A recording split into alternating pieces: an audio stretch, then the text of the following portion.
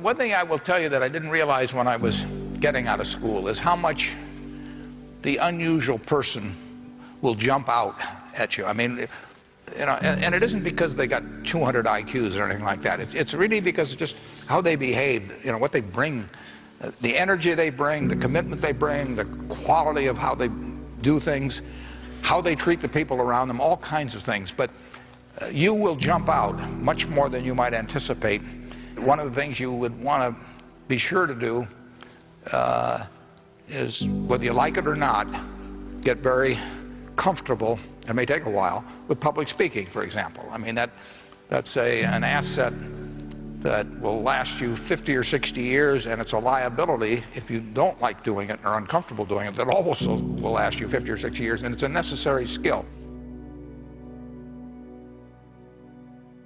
Nelson Mandela is universally regarded as a great leader.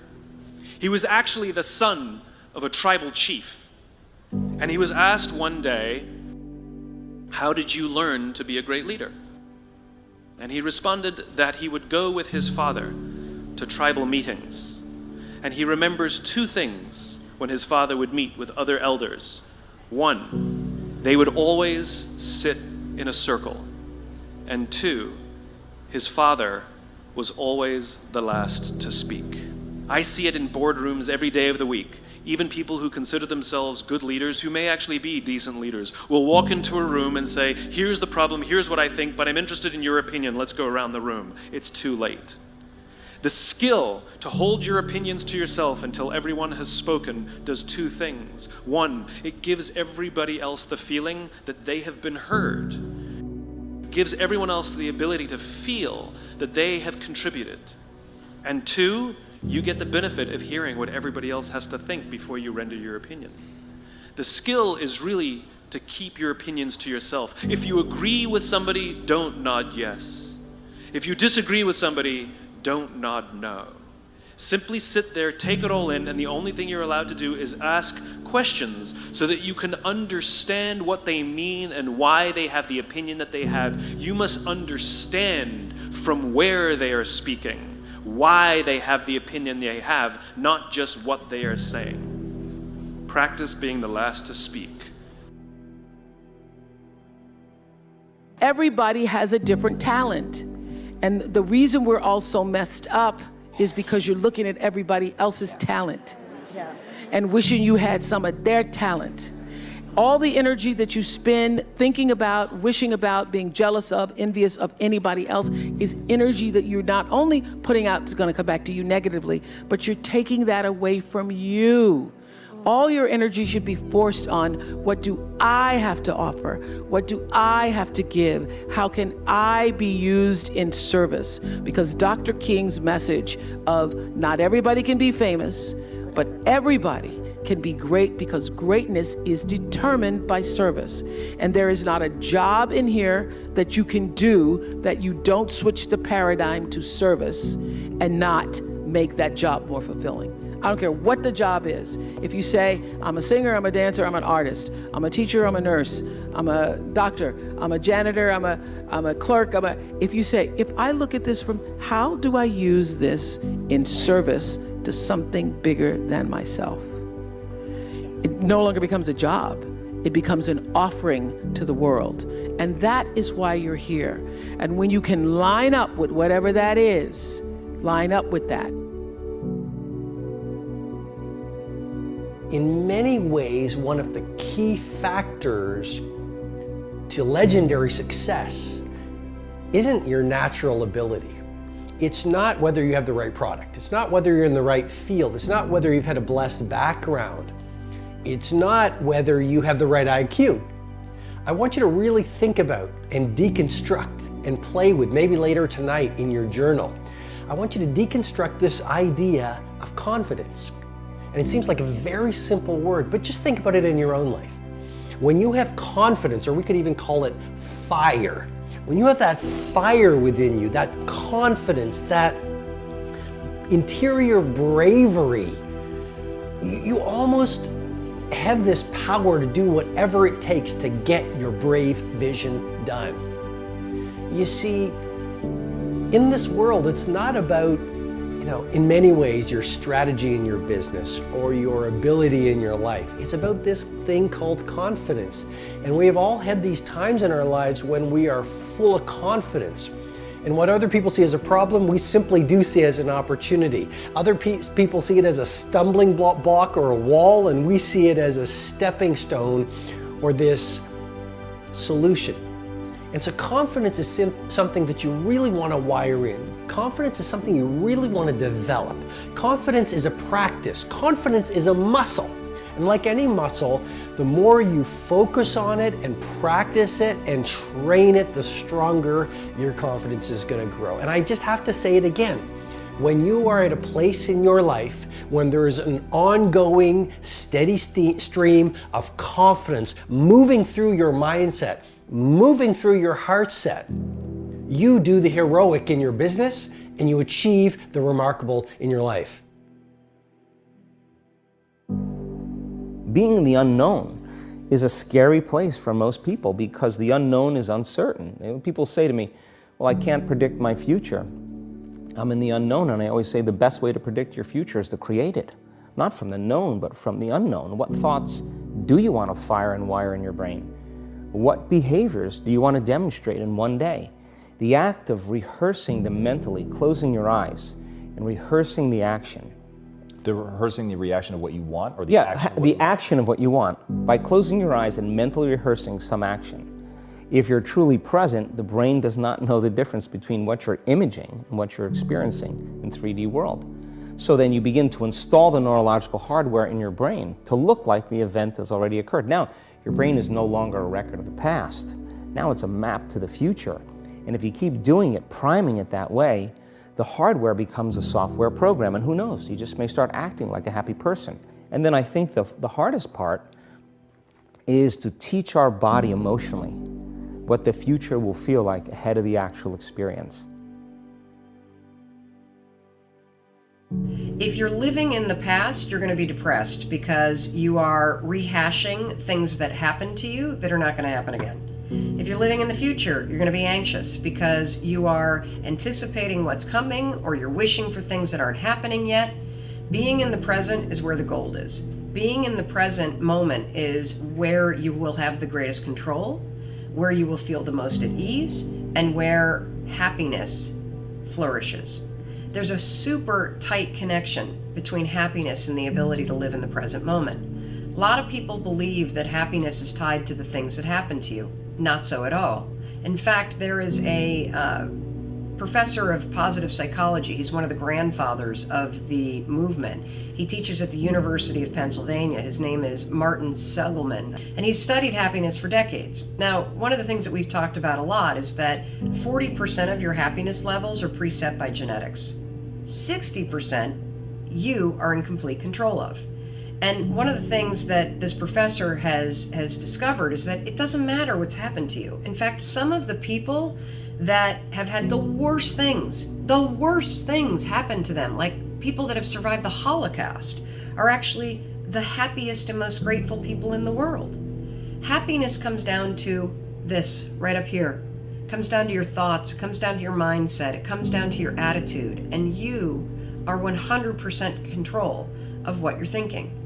You may not be in control of how you feel in the moment, but you can always, always, always, always be in control of what you think. And that will change how you're feeling. One of the most powerful things that you can do in terms of think, and this gets back to Strick's question, is how do you be present?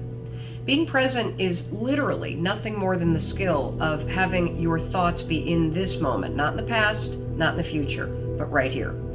The way that you teach yourself how to do that is that the moment that you catch yourself being distracted, the moment you catch yourself starting to worry, the moment you catch yourself drifting to the future, or drifting to the past, that's a moment of tremendous power because you basically just woke up. You basically just noticed that you're not here in this particular moment. So use that wake-up call, 5, 4, 3, 2, 1, and ground yourself in this moment. The best way to ground yourself in the moment is to look for something in this particular moment that you can savor. Now, I'm using the word savor on purpose because it's the word that psychologists use to describe what happens when you find something in this moment right now, right here, right now, to focus on and to appreciate. It could be literally the questions. These are printed out questions from people on social media. And if I were to stop and look at these and savor them, what I would feel in this moment is a tremendous amount of gratitude because people are taking the time to write. And that makes me feel incredibly grateful. And it also makes me very happy because it means that the folks that are writing are taking control of their lives and seeking out the information that they need. Another form of savoring that we can all relate to is eating. As you're eating, instead of drifting to the future and thinking about all the things that you need to do or hanging out in the past and rehashing everything that's happened during the day, be in this moment, in this meal. Slow down. Think about the food that you're eating. Think about the people that you're sitting with and how you feel about them. And if you want to take it up a notch, actually acknowledge them. Hey, this food tastes amazing. Thank you for cooking, or I'm so glad to see you and that we get the time to have this meal together. Those small, simple acts of savoring are how you expand your happiness inside the present moment. So, how do you be more present? Simple. The moment that you catch yourself in the future, in the past, worrying, whatever, refocus yourself right here, right now, and then find something right here, right now that you can savor. And when you do that, you're not only going to be present, you're going to feel more grateful, and you're going to feel a little boost of happiness. I have this thing that I've been promoting called No Whining Wednesdays. Wednesday, you cannot whine, complain, or criticize. And people are like, well, what is whining? Whatever you think it is, don't do it. And every time you do it, you have to put a quarter in a jar. If you whine about anything, I can't, I'm tired, why do me, why don't you, what have me? Every one of them will cost you a quarter. Or complaining, why do you always, how come you, I always, they never, whoop, up, cost you a quarter. Then last week I had people send me pictures of their jars of quarters. Oh my God. But what they said to me also was, this was wonderful because I was never ever aware of how much whining and complaining and criticizing I do. Now I've got mothers doing it with their children. So Wednesday is No Whining Wednesday. We need to practice that. We need to stop whining about what isn't happening, what we don't have, what we can't do, what somebody didn't do. No whining, no complaining, no criticizing. The one thing that discipline definitely does help you with is it helps you get things done. And when you get things done, when you actually do things, you have more success. If you have more success, and sometimes a big part of success is just not being lazy and just doing it. That's like 90% of it is just showing up. Get there and start working. Like, you're not gonna feel perfect every day. If I only worked out when I felt good, I'd be a fat, because there's a lot of days I don't want to do it. It's pretty much the same with everybody that actually gets good at something. That you get, there's got to be those days you push through, and they're probably going to be more numerous than the days you don't.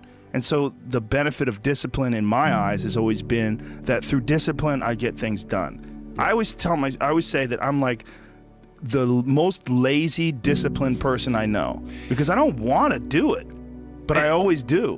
What it's all about is just getting your together and moving. Just go do something. Just doing it. Just doing it makes you do more. Like, do more hard makes you do more hard.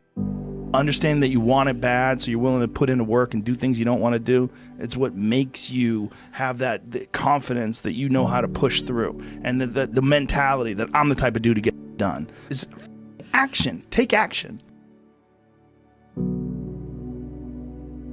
I've thought a lot about the power of empathy. In my work, it's the current that connects me and my actual pulse to a fictional character in a made-up story. It allows me to feel pretend feelings and sorrows and imagined pain. And my nervous system is sympathetically wired, and it conducts that current to you sitting in a movie theater. and to the woman sitting next to you, and to her friend, so that we all feel that it's happening to us at the same time. It's a very mysterious and valuable resource of the human species. And women, I think, access it most effortlessly. We cry at sad movies. We don't feel we lose face or stature or position doing it. We see a news story that enrages us and we write letters through tears, our hearts pounding. I used to wonder why human beings developed these inconvenient and embarrassing responses, this sniffling, choking, wet obstruction. You know, the thing that physicians and soldiers and stock traders and journalists and fashion models and politicians and news commentators and venture capitalists all must suppress in order to work most efficiently. I thought, what possible value, function could it serve in the Darwinian scheme of, survival of the fittest and the strongest and the most heavily armed? No, seriously, I thought, why and how did we evolve with this weak and useless passion intact within the deep heart's core? And the answer, as I've formulated it to myself, is that empathy is the engine that powers all the best in us. It is what civilizes us. It is what connects us. My challenge in our generation is that gradually, through entertainment, through television, through media, through every way possible, we are living in a generation of the dumbing down of ideas. Because we have traded effectiveness for busyness. Statistics say we are busier than any other generation we have seen in the last 300 to 400 years. We are just as busy as we can be, and we think because we're busy, we're effective. But I want you to challenge your schedule for a minute and ask yourself, are you really being effective?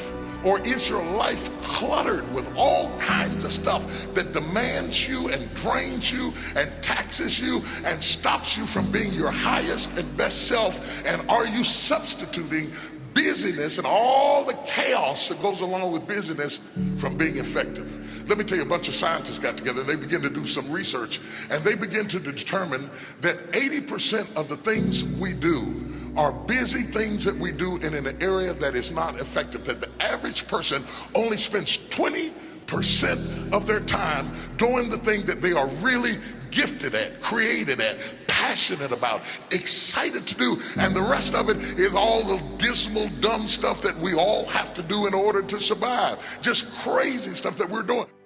Wonder what would happen if we would go from doing 80% of things that are busy but not effective and 20% of the things that are really effective if we would switch those numbers around and only give 20% of our time to the things that we have to do and 80% of our time to the thing that we were created to do.